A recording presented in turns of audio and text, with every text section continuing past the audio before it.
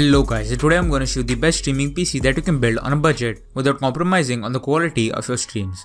So before we start the video, make sure to hit that like button and subscribe to the channel. And with that being said, let's get started.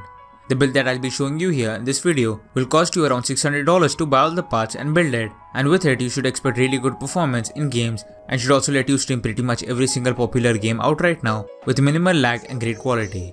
Also, if you want, you can buy all the parts discussed in this video from Amazon using the links in the description. The first component of the build that will be shown here is the CPU, which will be the AMD Ryzen 5 1600. This is easily one of the best options for CPUs under $200, and because it is this good for its price, it is also very popular. The CPU is a 6-core part and has 12 threads along with a clock speed of 3.6 GHz, which you can also easily overclock as it is unlocked right out of the box. Overall, this is more than good enough for gaming and should even be good for a bit of editing as well.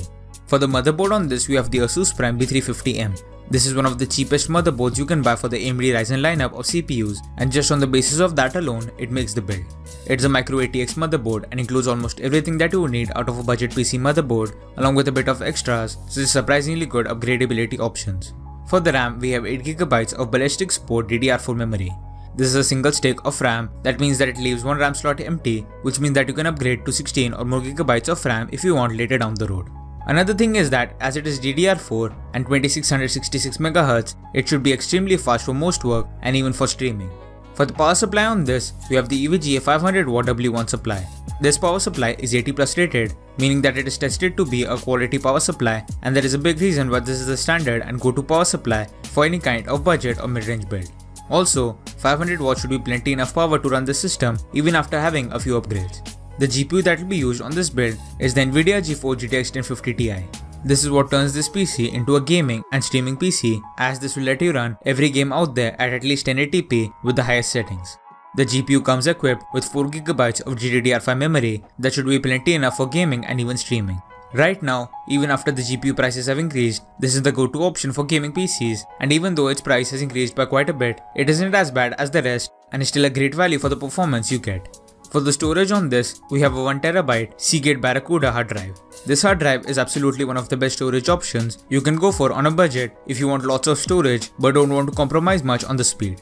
Even for a hard drive, this gives out some really good speeds, and sure, it isn't a match for an SSD, but this is still quite a lot cheaper, and another big plus is that there is also plenty enough storage for the price you pay for this.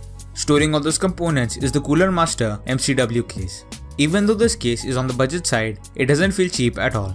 It has a really good exterior with a see-through glass panel along with colored accents that give the PC a look that I personally quite like. Cooling on the case is also pretty solid as the airflow is pretty good and the inbuilt fans keep the components cool even after some overclocking.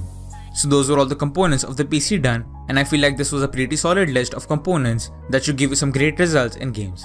You should be able to stream pretty much every new game out there such as Fortnite, PUBG or others with minimal lag and latency, and I feel like this is the best PC option you can build if you are on a budget and want to stream on Twitch or YouTube. So that's it for the video guys, thanks for watching. Please like, share and subscribe to the channel, and I hope you enjoyed the video, and I'll see you guys in the next video. Bye.